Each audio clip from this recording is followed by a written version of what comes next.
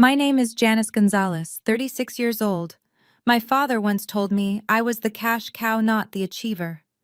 That was 12 years ago, the day I dropped out of college to work 3 jobs so my sister could become a doctor. 75 hours a week, $3,200 a month, sent home like clockwork. They never asked how I was. They never asked if I had enough to eat. 5 years of that. 5 years of being invisible while Victoria got everything: the tuition, the summers abroad, the family pride. They don't know what I did with the other 7 years. They don't know where I've been working the last 4 years. And in about 6 hours, when Victoria walks into her first complex trauma case as primary operator, she's going to see exactly who's been holding the instruments on the other side of the table. That's when everything they thought they knew about their cash cow daughter falls apart. Let me take you back to where this started. December 2013. I was 24 years old, senior year at UT Austin, engineering major with a 3.6 GPA. I came home for winter break expecting cookies and questions about finals. Instead, my parents sat me down at the kitchen table. Victoria was 18, sitting quiet in the corner chair. She'd just graduated high school that May. There was a blue acceptance letter stuck to the fridge with a magnet: UT Austin, biology program, pre-med track. The kind that costs money. My father's coffee cup was still steaming. The corner of the table had that chip in it from when I was 7 and dropped a plate. Normal things. Except nothing about that conversation was normal. "We need to talk about Victoria's future," Dad said. Daniel Gonzalez, construction foreman, 51 years old at the time, hands like leather from 30 years of work. "She's gifted. College costs money. You're doing fine, almost done. But Victoria, she could be a doctor. We need you to help." I remember looking at the acceptance letter, looking at Victoria, looking back at my father. Help how? My mother. Carmen, hospital housekeeping manager, the kind of woman who took double shifts without complaints. He didn't meet my eyes when she said it. Quit school, get a job, just for a few years. Just for a few years. I looked at Victoria, waiting for her to say something, waiting for her to tell them this was insane. She looked down at her hands. 18 years old. She said nothing. 3 days later, I was in the registrar's office at UT Austin filling out withdrawal forms. The academic advisor was a woman named Ms. Holland. She had reading glasses on a chain and a nameplate that said academic counseling. "You have a 3.6 GPA in engineering," she said, looking at my transcript. "You're 1 semester away from graduating. Are you absolutely sure about this?" I signed the form. Student ID 501836629. Yellow paper, official university seal at the top. "It's a family thing," I said. "I have to." Ms. Holland slid the form into a folder. "Good luck out there." I walked past the library on my way out. Saw my classmates through the windows, studying for finals. Laptops open, textbooks stacked. I kept walking. Turned in my dorm key to the RA that afternoon. She said the same thing. "Good luck out there." I didn't feel lucky. The next week, I interviewed at 3 places. Riverside Logistics, a warehouse operation on the east side of San Antonio. Clean Pro Services, a commercial cleaning company. Sterling Catering, weekends and events. I got hired at all 3 within 5 days. The warehouse supervisor was a guy named Tommy Reeves. 50-something, gray beard, safety vest with reflective strips. He looked at my application: college dropout, no experience, desperate, and asked one question. "Can you lift 50 pounds? "Yes." "Can you do it 300 times a shift?" "I'll learn." He hired me on the spot. 40 hours a week, $11.50 an hour, 5 a.m. start time. I got a yellow safety vest and steel toe boots from the supply closet. CleanPro gave me blue microfiber towels and a bottle of industrial cleaner. Night shift, 9 p.m. to 3 a.m., office buildings downtown. 20 hours a week, $10 an hour. Sterling Catering gave me a white button-up shirt and black slacks. Weekends, weddings, and corporate events. 15 hours a week, $12 an hour plus tips if we were lucky. I made a spreadsheet that week. 75 hours total. Color-coded by job. Green for warehouse, blue for cleaning, white for catering. I calculated my take-home after taxes. About $3,400 a month if I didn't miss a shift. Victoria's college tuition was $1,200 a month. My parents said they needed another $2,000 for expenses, books, supplies, a new laptop, transportation, apartment deposit. I sent $3,200 the first month, kept $200 for myself. January 2014. First paycheck from Riverside Logistics, $856 after taxes. I walked to Western Union after my shift, still in my warehouse clothes, boots covered in cardboard dust. The clerk printed a receipt. Transaction number 856-003. $800 sent to Carmen Gonzalez. I kept $56. My mother texted back 30 minutes later. Received. Victoria needs new laptop for school. Not thank you, not how are you, just Victoria needs. I ate a McDonald's dollar menu dinner that night. $3.18 for a McDouble, small fries, and water. I had a bus transfer ticket in my pocket and $52.82 left until the next paycheck in 11 days. I opened my banking app on my phone. The screen was cracked in the corner from when I dropped it the week before. Balance: $63.27. 11 days. I could do this. I could do. March 2014. I called home on Victoria's 19th birthday. Wanted to wish her happy birthday, see how school was going, maybe hear that things were okay. The phone rang 4 times. My mother picked up. Hello? Hey, Mom, it's Janice. Is Victoria around? I heard my father's voice in the background. He was talking to someone else. Didn't know I was on the line. Yeah, Janice is our cash cow now. Victoria's the real achiever. I froze. Phone pressed to my ear. Call duration, 0:47. My hands started shaking. My mother said something I didn't hear. I hung up. I didn't call home for 9 months after that. The warehouse broke my body in small ways. 6 months in, my hands blistered, then calloused, then bled through the cheap gloves they gave us. I loaded boxes onto conveyor belts. 40 hours a week, box after box. The digital counter on the belt ticked over every time one passed the sensor. 1,263 boxes per shift. Some of the boxes had labels that said "Handle with care." I handled them the same as everything else. Fast, efficient, no time to be careful. Tommy Reeves noticed after a few months. He saw the blood soaking through my gloves one morning, came over during break. You okay? Your hands are bleeding. I'm fine. Most people quit first week, he said. You've been here 6 months. I can't quit. He looked at me for a long moment. Then he reached into his locker and pulled out a backup pair of work gloves. Better ones, reinforced palms, actually padded. Here, he said. Use these. It was the first kindness anyone had shown me in 6 months. I took the gloves. Didn't trust myself to say anything else. Tommy nodded and walked away. Night cleaning crew was different, quiet. I worked alone most of the time, vacuuming office floors, emptying trash cans, wiping down desks. The building was downtown, 12 floors, mostly financial companies and law firms. I'd push my cleaning cart down the hallways at 11 p.m., fluorescent lights buzzing overhead, white hexagon tiles under my feet, Hoover commercial vacuum humming behind me. Badge number 47J clipped to my shirt. The desks all had personal items, photos, awards, coffee mugs with names on them. Desk 3B had a framed photo of 2 kids at Disneyland, both smiling, mouse ears, the castle in the background. Desk 5A had a plaque, Employee of the Year 2011. I emptied their trash, wiped their desks, vacuumed their floors. They would never know I existed. One night, I found a college acceptance letter in the trash can at Desk 7C. Someone had thrown away their future, torn it in half. I pulled it out, smoothed the pieces, read it.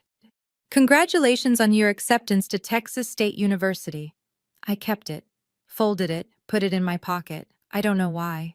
Weekend catering was the worst. Not because of the work, because of the contrast. I'd serve champagne at hotel weddings, carry silver trays of crab cakes and stuffed mushrooms, wear white gloves and a fake smile, stand 3 feet from guests in gowns and tuxedos, completely invisible. At one wedding, I stood near a table of middle-aged women. One of them was talking about her daughter. Yes, our daughter just started at Stanford, pre-med. We're so proud. I held the tray. 12 crab cakes. The woman took one without looking at me. It's such a competitive program, another woman said. You must be thrilled. Oh, we are. She's worked so hard. I walked away. 3 feet from their conversation. Didn't exist. My phone buzzed in my pocket. Victoria's Instagram story. She was at a college party, blue dress, smiling with friends. Caption: best night ever. I put my phone away. Picked up another tray. I lived in a 3-bedroom apartment with 2 roommates. Grace Sullivan, a waitress in her late 20s, and another girl who worked retail and was never home. My room was a partitioned corner of the living room. I'd hung a blue sheet as a curtain for privacy. Rent was $380 a month, my share. My alarm was set for 4:30 a.m. every morning. I'd wake up, eat ramen for breakfast, Maruchan chicken flavor, 33 cents per pack, and leave for the warehouse by 4:50 a.m. Grace tried to help sometimes. She'd make extra pasta, offer me some. You want some? I made extra. I'm good, thanks though. You've eaten ramen for like 2 weeks straight. I'm saving money. Saving for what? I didn't answer. What would you do if you had to choose between your future and your family's expectations? Let me know in the comments. May 2017. Victoria's college graduation. Biology degree. Summa cum laude. I saw the announcement on Facebook 2 weeks before. My mother posted, "So proud of our baby girl. College graduation coming up. 4 years of hard work." I requested the day off from Riverside Logistics. Tommy called me into his office. "It's inventory day," he said. "I need all hands." "It's my sister's graduation." He looked genuinely sorry. "I'm sorry. I really am. But if you leave, I have to write you up. 3 write-ups and you're gone." I couldn't afford to be gone. I worked inventory. May 20th, 2017, 10 a.m. to 6 p.m., scanning boxes, counting stock, while my sister graduated summa cum laude with her biology degree 50 miles away. At 2 p.m., I took my break. Went to the vending machine. Row B, slot 7. Crackers, $1.25. I ate them standing up in the break room. My phone buzzed. Facebook notification. My mother had posted photos. Victoria in her cap and gown, holding her diploma, surrounded by family. Cake, balloons, everyone smiling. The caption, "So proud of our graduate." I wasn't tagged, I wasn't mentioned, I wasn't in a single photo. I closed Facebook, finished my crackers, went back to inventory. August 2018. 5 years in. Victoria had just finished a gap year and was heading to UT Health San Antonio for medical school. My parents threw a going-away party. I saw the photos on Instagram. New laptop, new apartment furniture, new professional clothes. Victoria doing an apartment tour, showing off her space, her roommate, her view of the medical campus. My father posted a photo with the caption, "Our daughter, future doctor, so proud to see her start this journey." I was working a double catering shift that day. 8 hours. 2 weddings back to back. My uniform had a sauce stain on the sleeve from the first event. I didn't have time to change before the second. At 8:23 p.m., standing in a hotel ballroom holding a tray of champagne flutes, I sent the monthly transfer. $900 that month. I'd added an extra $100 for Victoria's white coat and stethoscope. My mother texted back, THX. 3 letters. November 2016. The warehouse almost took my finger. I was loading boxes onto the conveyor belt, same as always. Box 1263 of the shift, and my right hand got caught in the loading mechanism. The belt jerked. Metal teeth. Pain. Tommy hit the emergency stop. I pulled my hand out. Blood everywhere. My index finger was mangled, skin torn, possibly fractured. Jesus Christ, Tommy said. ER, now. I drove myself. Couldn't afford an ambulance. The ER at University Hospital San Antonio was packed. I waited 90 minutes. They took me back, cleaned the wound, wrapped it, told me I was lucky I didn't lose the finger. The doctor was young, tired, end of a long shift. You need to keep this immobilized for at least 10 days, no lifting. I can't miss work. If you don't let this heal, you could have permanent nerve damage. I'll be careful. He looked at me like he'd heard that before. Handed me discharge papers and a prescription for antibiotics I couldn't afford. The ER bill was $890. I paid cash. My bank account went from $1,100 to $210. I went back to work 4 days later. Hand wrapped in a brace. Tommy brought me coffee that morning. Didn't say anything. Just set it on the table next to me. The scar is still there. Right index finger, permanent. February 2017. I had $12.83 in my bank account. Rent was due in 3 days. My paycheck was delayed. Some issue with processing. They said it would be fixed by Friday. But Friday was too late. I sat on the bathroom floor at 2 a.m., knees pulled to my chest, staring at my phone. Banking app open. $12.83.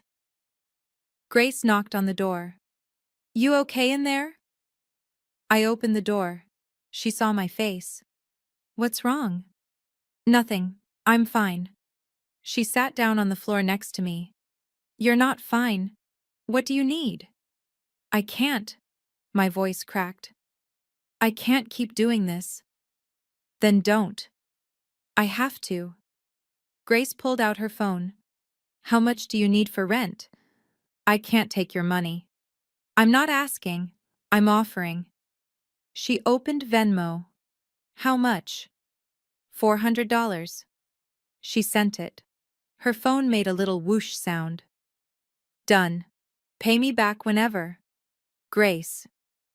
You've been eating ramen for 5 years, Janice. Let someone help you for once. I paid her back in 3 weeks, but something shifted that night. I realized I couldn't keep doing this forever. I just didn't know what else to do. March 2017. I picked up an extra night shift at Clean Pro. New location. University Hospital San Antonio, the big trauma center downtown. They needed someone to clean the ER floors, 11 p.m. to 7 a.m., 6 nights a week. I took it. My first shift, I was scrubbing the hallway outside the trauma bays at 2:30 a.m. Floor buffer humming, white hexagon tile, smell of disinfectant and blood. The ER was quiet for once. Just the sound of monitors beeping from behind closed doors. A woman came out of OR3. Trauma surgery scrubs, green, splattered with blood. She looked exhausted. 45 maybe. Dark hair pulled back. ID badge. Dr. Elena Bradford, head of trauma surgery. She saw me kneeling on the floor, scrubbing. She stopped. You're new here. I looked up. Started this week.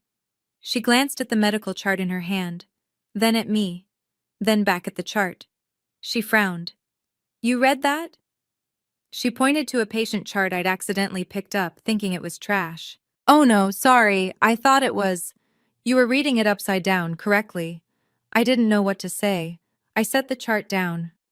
She studied me for a moment. The ER clock on the wall showed 2:47 a.m. Trauma surgery scrubs, floor buffer still humming in the background. What's your name? I hesitated. Janice? She nodded, walked away. I didn't think about that moment again until 2 weeks later. Dr. Bradford saw me again. Same hallway, 3 a.m., same floor buffer. This time she stopped and actually talked. What were you studying? I looked up from the floor. Excuse me? Before this, you said you're new. What were you doing before? I was in college, engineering. Didn't finish. Why not? Life happened. She leaned against the wall, arms crossed. That's a shame. You seem sharper than half the med students rotating through here. I didn't know how to respond to that. I went back to scrubbing. She pushed off the wall, walked toward the break room, stopped, turned back. There's a coffee pot in the break room. It's terrible coffee, but it's free. Help yourself. That was it. She left. At 3:15 a.m., I took my break, went to the break room, poured burnt coffee into a styrofoam cup. The vending machine hummed in the corner. Dr. Bradford came in, poured her own coffee, sat down across from me. You ever think about going back to school? I can't afford it. There are programs, financial aid, loans. She pulled a pamphlet out of her bag, set it on the table between us. Physician Assistant Program, UT Health San Antonio, 3 years, clinical rotations, good salary after. I stared at the pamphlet, blue and white, logo at the top. Why are you telling me this? Because I see people, she said, and you're wasting yourself here. She stood up, threw her coffee cup in the trash, walked to the door. Think about it. She left. I picked up the pamphlet, folded it, put it in my jacket pocket. I kept that pamphlet for 2 weeks, read it on the bus, during breaks, at 4 a.m. when I couldn't sleep. Physician Assistant Program, 3 years. Prerequisites, anatomy, physiology, chemistry. I had some credits from my 3.5 years at UT Austin. I could finish the rest online. Starting salary, $92,000. 3 years. If I started now, I'd be 31 when I graduated. Victoria would be 24, finishing med school. I could do this. I Googled, can you work full-time during PA school? The answer, not recommended. I closed my laptop. May 2017. Dr. Bradford saw me cleaning the ER again. 3 a.m. Trauma room. 3, door ajar, sound of a ventilator beeping inside. She came out, peeling off gloves. I'll write you a recommendation letter, if you want it. I stopped cleaning. Why? I already told you, you're wasting yourself here. I can't afford it. I can't stop working. Financial aid exists. Loans exist. You're 27. You have time. I have responsibilities. To who? Family? Something like that. Dr. Bradford pulled a pen from her pocket, wrote something on a paper towel from the dispenser, her cell phone number. Think about it. Call me. She handed me the paper towel, walked away. I stood there, holding it. Dr. Elena Bradford, 10 digits, an offer. I didn't throw it away. 3 nights later, I spent my entire shift researching. PA programs, federal loans, part-time options, income-based repayment plans. I did the math. Victoria's med school tuition would be $55,000 a year. My parents could cover $30,000 from their savings. That left $25,000 they needed from me. Monthly, $2,083. If I cut down to 2 jobs, 50 hours a week instead of 75, and took out loans for school, I could still send $2,000 a month. It would be tight. I'd have to budget every dollar, but I could do it. I filled 3 notebook pages with calculations, color-coded spreadsheet, loan calculator open on my laptop. I was sitting in a coffee shop at 11 p.m., using their Wi-Fi, 4th cup of coffee, hands shaking from caffeine. At 1:14 a.m., I pulled out my phone, texted Dr. Bradford. I want to try. She responded 6 minutes later. Good, I'll send you the application link tomorrow. June and July 2017. I finished my prerequisite courses online. Anatomy, biochemistry. Paid for them with a credit card I'd just opened. $2,400 total. I worked 50 hours a week, warehouse and catering, dropped the cleaning shifts, Sent $2,200 home every month to keep things stable while Victoria prepared for med school. Dr. Bradford wrote my recommendation letter. I never saw what she wrote. She sealed it in an envelope, handed it to me. "Don't open it," she said. "Just send it with your application." I wrote my personal statement in the break room at Riverside Logistics, 6 a.m., before my shift started. Tommy brought me coffee without asking. I wrote, "I have spent 5 years in service roles logistics, hospitality, maintenance. I have learned the value of precision, of anticipation, of seeing what others need before they ask. I believe these skills translate to patient care. I want to be the person who shows up when it matters." I submitted the application in August. Confirmation email came through at 11:47 p.m. I stared at it for 10 minutes. Then I closed my laptop and went to bed. October 2017. I got the email at work. I was loading boxes onto the conveyor belt, same as always, and my phone buzzed in my pocket. Subject line: "Congratulations from UT Health San Antonio PA program." I stopped. Box halfway to the belt. Tommy noticed. "You good?" I read the email 3 times. "Yeah," I said. "I'm good." I didn't tell anyone. Not Grace, not my parents, not Victoria. I accepted the offer that night. Program start date: January 14th, 2018. I told my family I got promoted at the warehouse. Shift supervisor, more responsibility, slightly fewer hours, better pay overall. My mother said, "That's good. Victoria needs help with her med school expenses next year." I said okay. I started PA school in January 2018. 28 years old, oldest in my class by at least 2 years. I hid the acceptance packet under my mattress, kept my PA student ID in my wallet, buried under old receipts where no one would see it. For 3 years, I lived 2 lives, and my family never knew. January 14th, 2018. First day of PA school. Anatomy lab. 36 students in my cohort. Most of them were 24, 25, fresh from undergrad, excited and nervous. I was 28. I'd been working 3 jobs for 5 years. I felt ancient. Dr. Bradford was the guest lecturer that day. Trauma surgery overview. She walked in, saw me sitting in the 3rd row, made eye contact. Nodded. I nodded back. She started her lecture. I took notes like my life depended on it. The girl next to me introduced herself. Beth. 22, bright-eyed pre-med dropout like me, but for different reasons. "Is this your first time in anatomy?" "Yeah." "Same. It's so intense. Where'd you do undergrad?" "UT Austin, a while ago." Beth smiled. "Cool." We dissected a cadaver that afternoon. Table 7, thoracic cavity. Page 203 in the Anatomy Atlas. The smell of formaldehyde was overwhelming. Green scrubs, scalpel in my hand. Dr. Bradford walked between tables checking our work. She stopped at our table, looked at my dissection. The subclavian artery cleanly exposed. "Good work," she said quietly. My hands didn't shake, not once. I realized something in that moment. I wasn't afraid. I was exactly where I was supposed to be. My schedule for the next 3 years. A classes 8 a.m. to 3 p.m. Warehouse shift 4 p.m. to 10 p.m. Sleep 11 p.m. to 6 a.m. Weekends, catering gigs when I could get them. I studied on the bus, during lunch breaks, in the warehouse break room with my textbook propped against my locker. I highlighted pharmacology notes while eating vending machine sandwiches.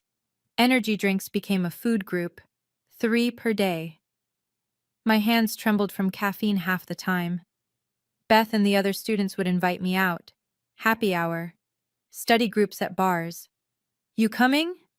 "Can't, I have work." "Again? You work like every night?" "Yeah." They stopped asking after a while. I fell asleep in pharmacology class once. Second year, February 2019. I'd worked a double shift the night before warehouse and an emergency catering gig at 3 hours of sleep, came to class running on Red Bull and desperation. Professor was lecturing on beta blockers. My head dropped. I jerked awake to Beth nudging my shoulder. The professor noticed. Didn't call me out during class. Afterward, she pulled me aside. You okay? I'm fine, sorry. You work nights? Yeah. She looked at me for a long moment. Get some rest. You can't learn if you're unconscious. I nodded. Went to my next shift. March 2018. Victoria got her acceptance to UT Health San Antonio Medical School. 4 years MD program, starting fall 2018. The family group chat exploded. 47 unread messages in an hour. My father. Victoria got into med school. Our daughter, the doctor. My mother. I'm crying, so proud. Victoria. Thanks, everyone. I muted the notifications. I was in the library studying for my PA program finals, pharmacology exam in 2 days. I had 891 pages left to review. I didn't respond to the group chat. May 2021. 2 graduations, same month. Victoria graduated from medical school with her MD ceremony on Saturday, May 22nd. My parents threw a party. 40 people. Cake, balloons, celebration. I graduated from PA school on Friday, May 21st. Navy blue gown. Ceremony at 2 p.m. I sat in the audience with my cohort. Beth's family was there. Parents, siblings, grandparents, everyone cheering when she walked across the stage. When they called my name, Janice Gonzalez, PAC. I walked across alone, shook the dean's hand, received my diploma. Dr. Bradford was there. She found me afterward in the lobby. You did it. 3 years working full-time. That's extraordinary. I almost didn't make it. But you did. That's what counts. She handed me a card. Blue envelope. Inside. Outstanding Achievement in Clinical Excellence. Signed by her and the program director. I'm proud of you, she said. I couldn't speak. I just nodded. Dr. Bradford hugged me, first hug I'd received in years. I went home, set my diploma on my desk, took a photo of it with my phone timer, solo graduation photo. Just me, the diploma, the plain wall of my bedroom. That night, I saw Victoria's Instagram. Family photo, 50 people, cake with Dr. Victoria Gonzalez, written in frosting. My mother's caption, so proud of my baby girl. I closed Instagram, deleted the app. I didn't need to see that anymore. See, Dr. Bradford offered me a job 2 weeks later. Surgical PA, trauma department, University Hospital San Antonio. Starting salary, $92,000 a year. Health insurance, benefits. I want you on my team, she said. Trauma, you've seen enough suffering, now you get to fix it. When do I start? 2 weeks, June 1st. I gave notice at all 3 jobs, called Riverside Logistics first. Tommy answered. Gonzalez, what's up? I'm putting in my 2 weeks. Silence. Then, you found something better? Yeah, I did. Good for you, kid. You deserve it. I called Clean Pro, called Sterling Catering, same conversation, 2 weeks. For the first time in 7 years, I would only work 1 job. June 1st, 2021. First day as a PA. 32 years old. I walked into University Hospital wearing scrubs, stethoscope around my neck, ID badge clipped to my collar. Janice Gonzalez, PAC. Dr. Bradford met me in the trauma bay. Ready? Yeah. Good. We have a GSW coming in. 22-year-old male. You're with me. We ran the case. I assisted. Watched Dr. Bradford work. Learned. My hands were steady. My mind was clear. Afterward, she looked at me. You were made for this. I nodded. I knew. June 2021. Victoria started her residency. General surgery program. Same campus. UT Health San Antonio. Same hospital where I worked. I requested a name badge with my full legal name variant, J. Gonzalez Martinez, PAC, using my mother's maiden name as a hyphenate. Different enough that if Victoria ever saw it, she wouldn't make the connection immediately. I studied the campus map, planned my routes, used the back stairwells, ate lunch at odd hours, avoided the resident areas. I saw her once in the cafeteria. October 2021, 2 p.m. I was grabbing a late lunch. She walked in with other residents, scrubs, stethoscope, laughing about something. I turned around, left, threw my food away, ate a vending machine sandwich in my car. I wasn't ready to see her yet. My first major trauma case was October 12, 2021, 3 a.m. MVA, multiple vehicle collision, patient coding on arrival. Dr. Bradford was lead surgeon. I was first assist. The adrenaline was insane, blood everywhere, orders flying, clamp, suture, retract. Dr. Bradford's voice calm and steady over the chaos. Janice Bovey. I handed it to her. Good. Now clamp the bleeder. There. Perfect. The patient stabilized. We closed. Time of surgery end. 4:47 a.m. Post-op, Dr. Bradford pulled off her mask, blood on her scrubs, exhausted. Your hands didn't shake, not once. I was terrified. Terrified is fine. Freezing is not. You didn't freeze. I walked to the parking lot at dawn. The sun was coming up. I saw a group of residents arriving for their 7 a.m. rounds. Victoria was among them, coffee in hand, backpack over her shoulder. I got in my car, drove away before she could see me. March 2024. Victoria's third year of residency. PGY3. I saw her name on the senior resident teaching schedule. He was being assigned to help train junior residents in trauma. My stomach dropped. I immediately requested night shifts for the entire month. Dr. Bradford noticed. You requested night shifts for March? Yeah, I prefer nights. She looked at me. She knew, but she didn't push. Okay. I worked 7 p.m. to 7 a.m. every day in March. Victoria worked 7 a.m. to 7 p.m. We never crossed paths, except for the last day. March 31st. I came in 30 minutes early, 6:30 a.m.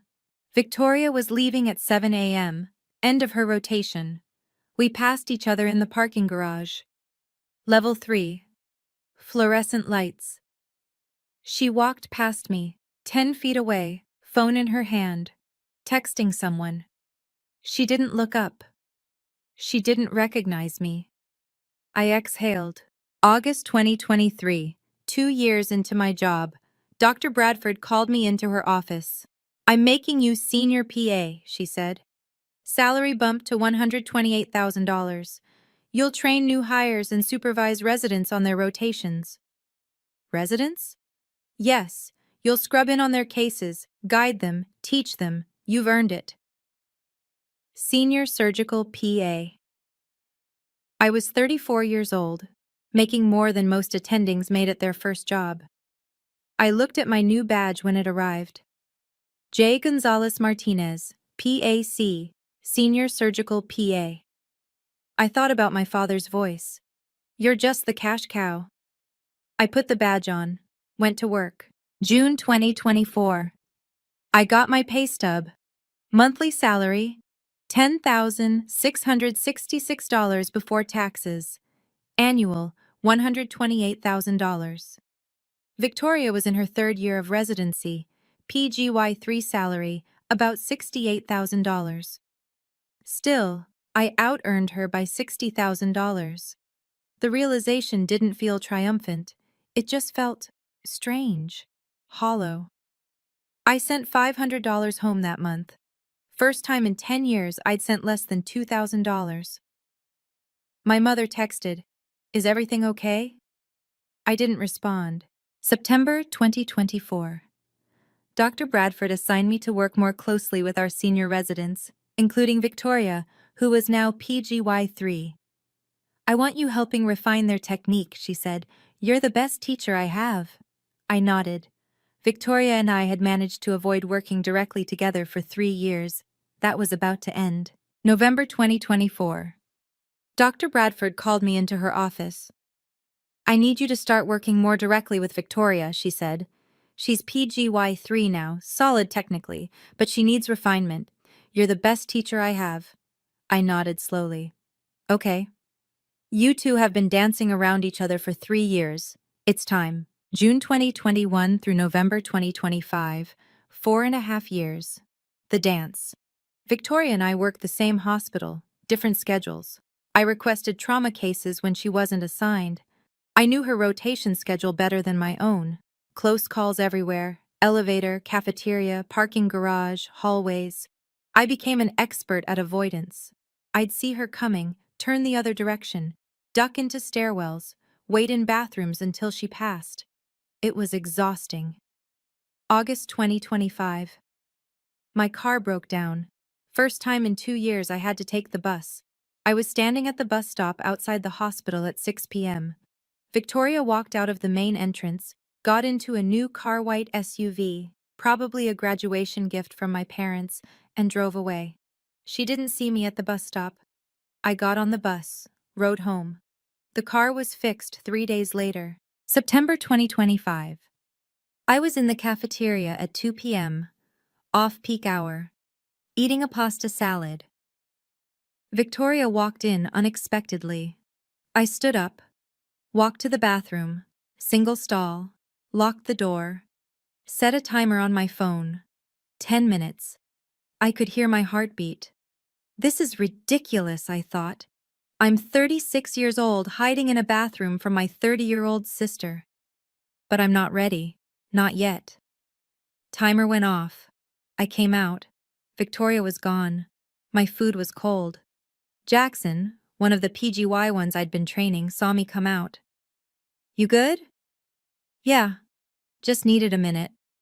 He nodded. Didn't ask questions. October 2025. The locker room.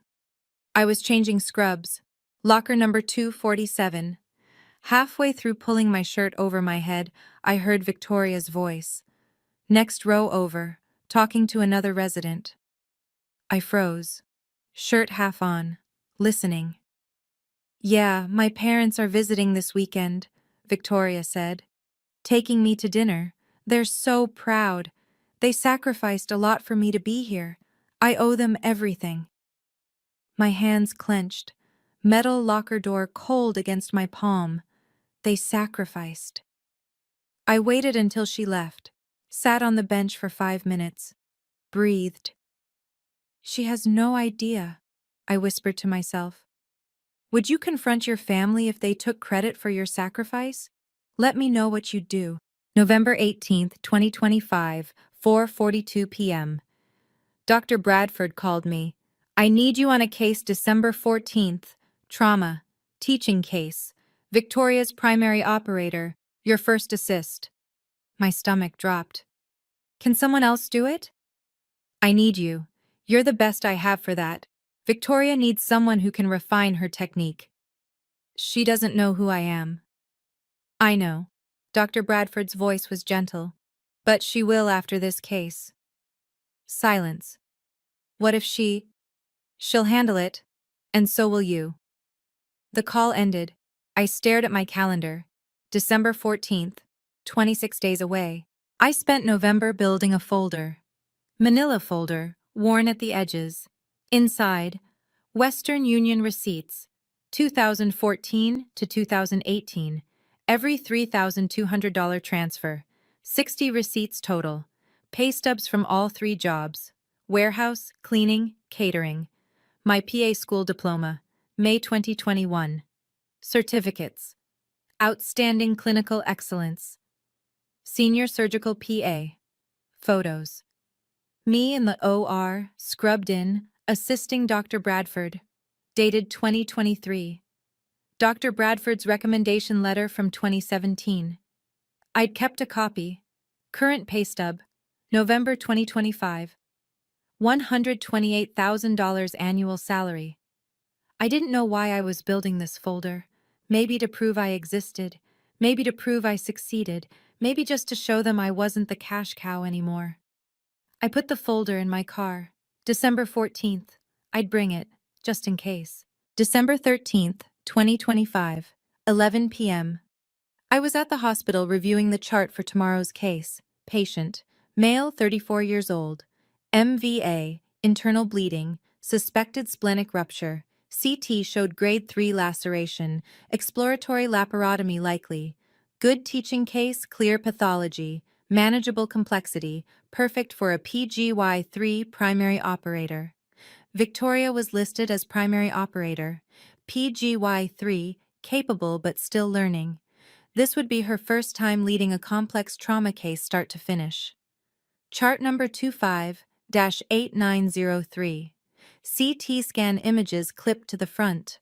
OR scheduled for 8 a.m. My phone buzzed. Dr. Bradford. Get some sleep. Tomorrow's a big day. I didn't respond. I sat there with the chart, drank my fourth coffee of the day, stared at the CT images. Tomorrow, 1 a.m. I was sitting in my car in the hospital parking garage. Level 3. Streetlight flickering overhead. The folder was on the passenger seat. I opened it. Looked at the first Western Union receipt. January 2014. $800. Transaction number 856-003. Looked at my graduation photo. Solo. 2021. Navy blue gown. Looked at my current pay stub. $128,000. 12 years in one folder. From cash cow to this. Senior surgical PA. Teaching the achiever how to save lives. Is this revenge, I thought, or just proof I survived? I closed the folder. Tomorrow they'll know, I said out loud. All of them. I drove home. Tried to sleep. Couldn't. Rehearsed in my head. What to say. How to stay professional. Whether to tell Victoria before the case or during or after. I decided, during. Let the work speak first. I'll wait until we're scrubbed in. I'll do my job. I'll teach her. And then we'll see. My alarm went off at 5:30 a.m. December 14th, 2025. Showtime. 7 a.m. I arrived at the OR. Checked the instrument tray. Scalpel, clamps, retractors, sutures, all laid out. Reviewed the case one more time with Dr. Bradford. You ready? She asked. As I'll ever be. She's good. Nervous, but good. She'll need you today. I know. You going to tell her? Eventually. Not before the case. Dr. Bradford nodded. Fair enough. The anesthesia machine hummed in the background. OR number 3. Clock on the wall. 7:03 a.m. The door opened. Victoria walked in. Scrubs on, hair pulled back.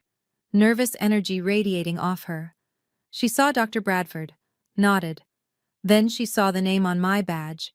J. Gonzalez Martinez, PAC. She didn't recognize me. 7:40 a.m. Scrub room. Victoria and I stood side by side scrubbing our hands. Soap, water, foot pedal. 3 minutes of silence. Then Victoria spoke. Have you been here long? 4 years. Cool. Well, I've been here 4 years too, PGY3. But this is my first time as primary on something this complex. Her voice was tight, anxious. I know. I'm so nervous. What if I mess up? I kept my voice calm, measured, professional. You won't. Dr. Bradford wouldn't put you on this case if she didn't think you could handle it. Victoria exhaled. Thanks. That helps. Her hands were shaking slightly. Mine were steady. We finished scrubbing, walked into the OR, patient on the table, anesthetized, draped, sterile field ready. Dr. Bradford stood on the patient's right side, nodded to us. Let's begin? Victoria gowned up, gloved, stepped to the table, Dr. Bradford on her right. I entered from the scrub room, fully gowned, and walked to Victoria's left, first assist position. Victoria looked up. Our eyes met over our masks. For the first time, she really saw me. Her breath caught. Recognition started to dawn. Wait, she whispered. Do I know you? I kept my voice calm, professional. Hi, Victoria. Her eyes went wide. Janice? Dr. Bradford's voice cut through. Let's focus. We have a patient. The OR lights were blinding. Patient draped in blue. Surgical field sterile. Heart monitor beeping. 78 beats per minute. Clock, 8:02 a.m. Victoria's hands froze. I spoke quietly. Scalpel. The nurse handed it to me. I handed it to Victoria. Make the incision. I'll guide you. Victoria's hand was shaking. The scalpel trembled in her grip. I placed my gloved hand over hers. Sterile to sterile. Steady pressure, midline incision, xiphoid process to pubic symphysis. I'm right here. Her voice was tight, barely controlled. I can't. Yes, you can. Breathe. I've done this 200 times, trust me. Dr. Bradford's voice, calm and steady. Listen to Janice. She's the best first assist I have. Victoria took a breath, steadied herself. She made the cut. Clean, controlled. Blood welled at the incision edge. Good, I said. Now Bovie for hemostasis. Victoria looked at me, eyes still shocked, but her hands were moving. The case proceeded. I guided her through every step. Retractors, clamps, exposure of the spleen, vessel ligation. Retract here. See the splenic artery? Clamp proximal and distal before you cut. Like this? Exactly. Now ligate. Double tie. You're doing great. Dr. Bradford watched, interjected teaching points. Janice, show her the proper angle for the tie. I demonstrated. Victoria mimicked. Perfect. The spleen came out, vessels tied off, patient stable. Dr. Bradford. Excellent work, Dr. Gonzalez. Janice, excellent assist as always. Closure. I walked Victoria through it. Fascia layer, subcutaneous layer, skin. Her hands were steadier now, muscle memory kicking in. Fascia first, running suture, 0 PDS, full thickness. Victoria's voice was quieter now. How do you know all this? Practice, lots of practice. Final skin staple placed. Dr. Bradford checked the time. Time of closure, 10:47 a.m. Well done, everyone. The patient was wheeled to recovery. We de-gowned. Dr. Bradford pulled off her mask. Dr. Gonzalez, that was excellent for your first time as primary on a complex case. Janice, thank you. Victoria was silent, processing. I removed my mask, full face visible now. Victoria stared at me. We need to talk, she said. Break room. 11:08 a.m. Just Victoria and me. The worn couch. Vending machine humming. Empty coffee pot. Long silence. Victoria finally spoke. How long have you been here? 4 years? Why didn't you… She stopped. Started again. I don't understand. You're a PA? When did you… How? PA school, 2018 to 2021. Started working here June 2021. But you were working those jobs. The warehouse. I did. For 5 years. Then I went back to school. Victoria sat down, put her head in her hands. Does Mom know? Does Dad? No. She looked up. What do you mean, no? I mean they don't know. And they're about to. What are you talking about? Before I could answer, the door opened. 11:30 a.m. My parents walked in, Daniel and Carmen Gonzalez, visitor badges clipped to their shirts. They'd come to celebrate Victoria's first complex case as primary operator. They saw Victoria, then they saw me. Scrubs, PA badge, stethoscope, confusion on their faces. My mother spoke first. Janice, what are you doing here? My father, is everything okay? Victoria, are you okay? Victoria's voice was quiet. I'm fine. Janice was my first assist today. My father frowned. First assist? What does that mean? The door opened again. Dr. Bradford walked in. "You must be Victoria's parents," she said, extending her hand. "I'm Dr. Bradford, head of trauma surgery. Your daughter did excellent work today." My parents shook her hand, still confused. Dr. Bradford gestured to me. "And Janice here is my senior PA. She's been training our residents for years. Victoria was lucky to have her today." My mother's face, pure confusion. "Janice is a PA?" "Yes," Dr. Bradford said. "One of the best. We couldn't run this department without her." My father turned to me.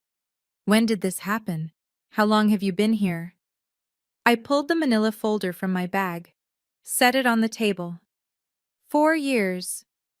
I opened it, spread the contents across the break room table. Pay stubs, diploma, certificates, photos, Western Union receipts, yellowed and creased. "I've been here 4 years, I said. My voice was calm, controlled. PA school, 2018 to 2021. Started working here June 2021. 4.5 years total." My father picked up a pay stub.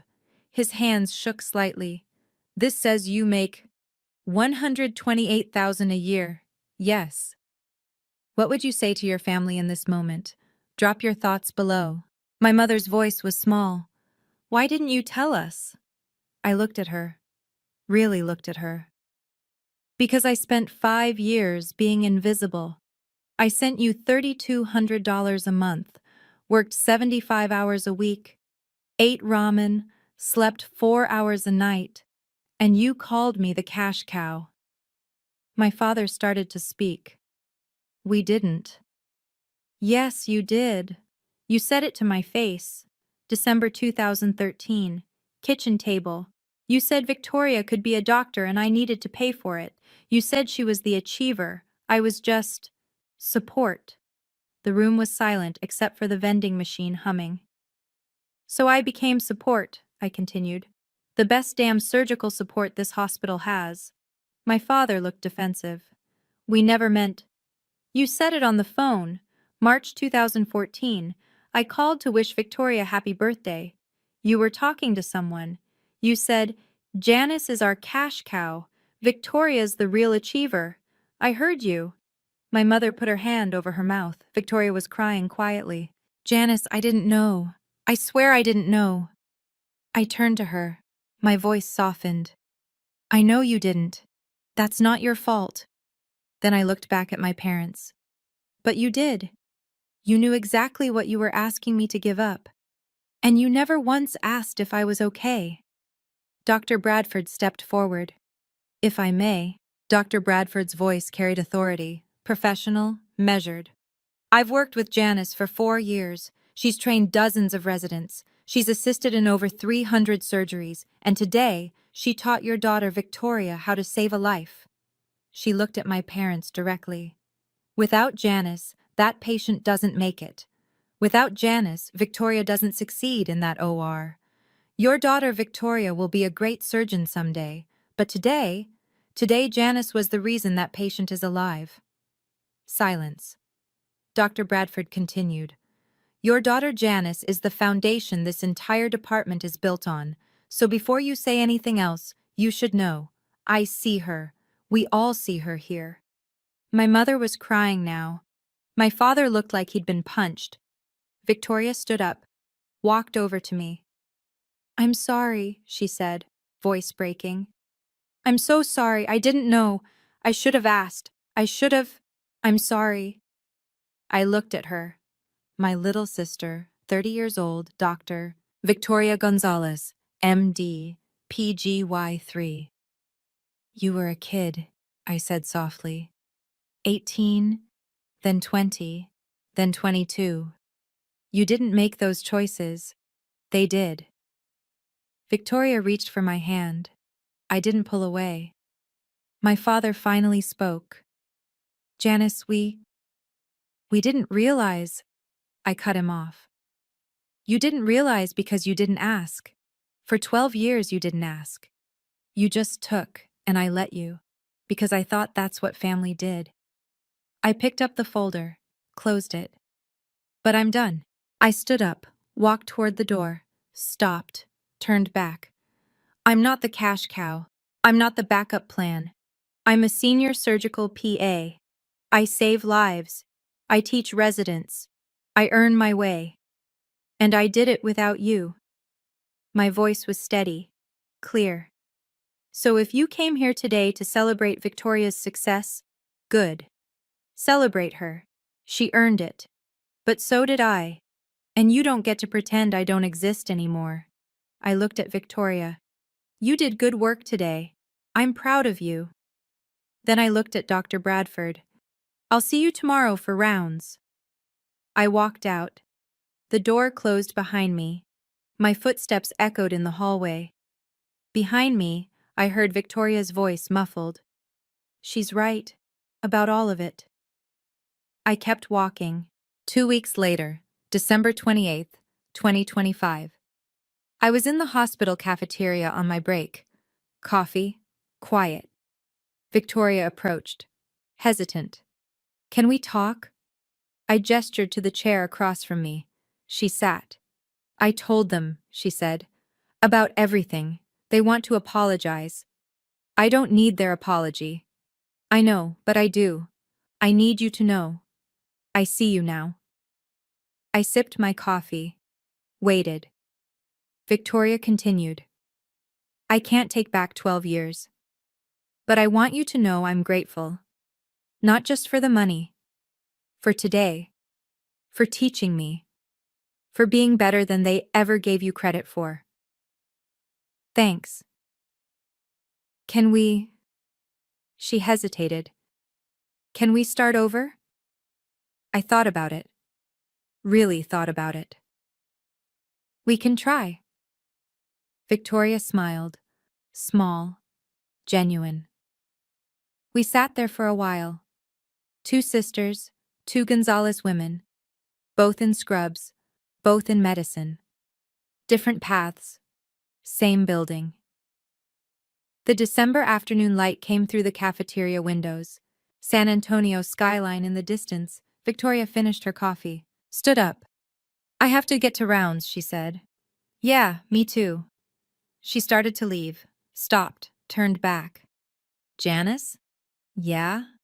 Thank you for everything. I nodded. She left.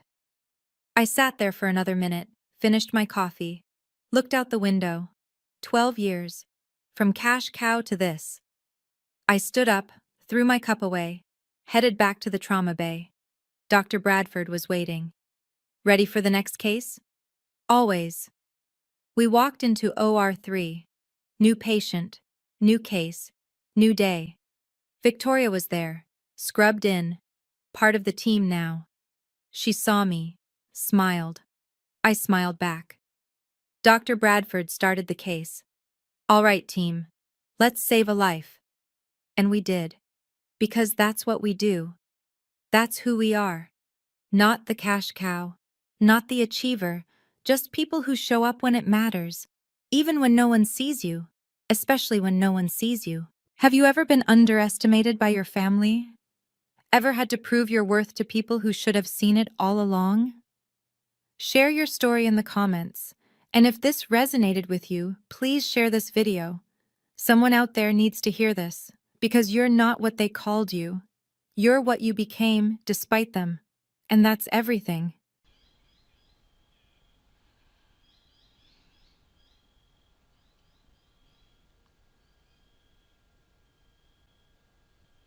Yeah, I know. Yeah, I changed. Yeah, so with this one, yeah, like Offset just said, so basically, yeah, you can change, depending on, there's different U model options you can put on them.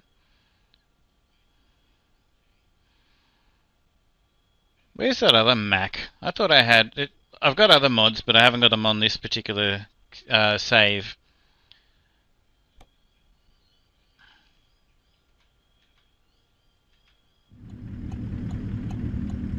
Alright, we've got 170 miles to go. I took out a sign with my with the trailer. Got 1% damage on the trailer. That pisses me off, eh? I just hit a a safety sign. Just clipped it.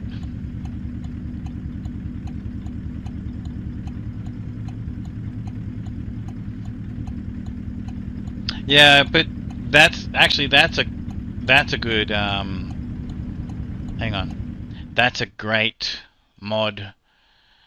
Like a great it's a whole package in the hang on. It's a whole package in the Steam Workshop for wheels and tires, or wheels.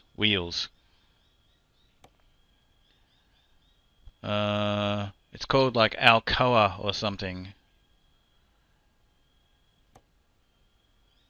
ALCOA. I can find the exact name of it later, but I've got to go back to the menu. But yeah, basically it comes with these AccuRide rims, Alcoa rims. It's a really, really good wheel thingo. I'll show you what I had on this. And I was going to build the whole truck around this look, actually.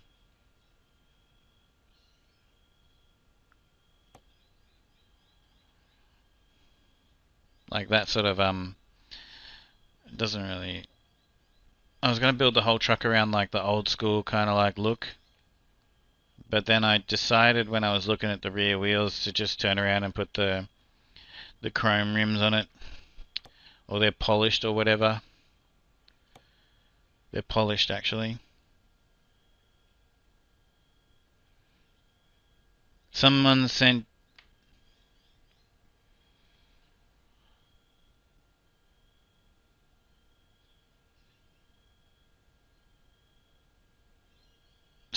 you a mods that'll make the Mac R do 250 miles per hour. I actually need to figure out, you know, that other Mac? I'm using it on a different save. And you know what? Oh. I can't get it to do more than like... I have to go back and look at it. I can't get it to move, you know, like... I don't know what gearbox and stuff I put in it. But yeah, I can't get the bastard to move, eh? Like it'll only do like 78 miles an hour or something like that. I can't remember. But I don't remember what I've done. I don't remember what gearbox and everything I've put in it.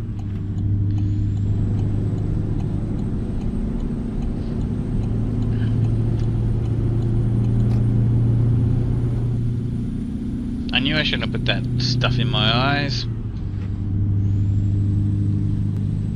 It's good for my I wear these special contact lenses, and I need to put these like eye drops in and that. But yeah, it's always a bit of a bugger for a couple of hours after I do it, and I shouldn't have done it while I was streaming, because it's just gonna give me grief.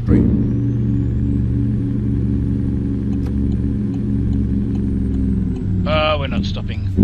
Oh, wow.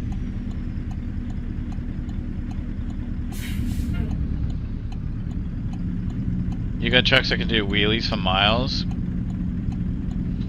I've actually got the torque set at 40% in American Truck Simulator offset.